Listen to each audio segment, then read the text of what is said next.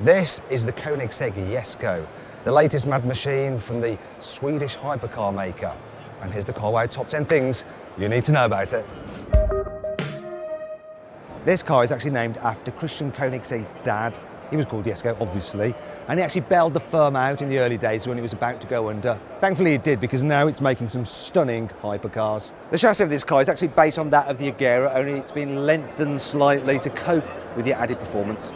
Power comes from a good old-fashioned V8 engine. It's 5 litres, it does have 2 turbos on it, and it can pump out up to 1,600 horsepower when running on E85 fuel. The Jesko is going to be Koenigseg's fastest car ever, so it should be capable of up to 300 miles an hour, though not the track version because it's got too much downforce, which will slow it down a little bit. 300 miles an hour, that's insane. And you'll be able to do it on the Autobahn if you've got a big enough stretch. In order to make so much power, this car has some huge turbos. The downside of that is that at lower revs, you're going to get lots of turbo lag. So to counteract that, the Koenigsegg is fitted with a 20-litre compressed air tank. And when you put your foot down, that air is blasted into the turbo to spoil it up instantly.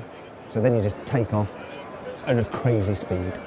We've all heard of dual clutch gearboxes. Well, this 9-speed gearbox has 7 clutches. So there is absolutely no drop in torque when you change up a gear, just seamless power delivery. The car's body is made from a carbon fibre aluminium sandwich construction, which is reinforced with something called Dyneema, which is apparently the world's strongest fibre. This car has such a super special cabin. I mean, it's exquisite, the racing seats, the exposed carbon fibre.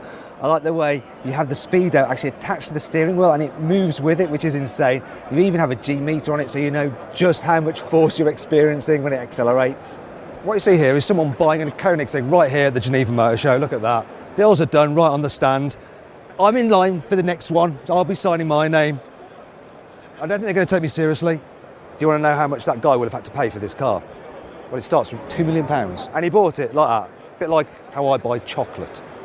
Koenigsegg has made sure that this car is regulated for emission standards up to 2026, but there is some bad news. It will actually be the very last pure gasoline-powered car they do.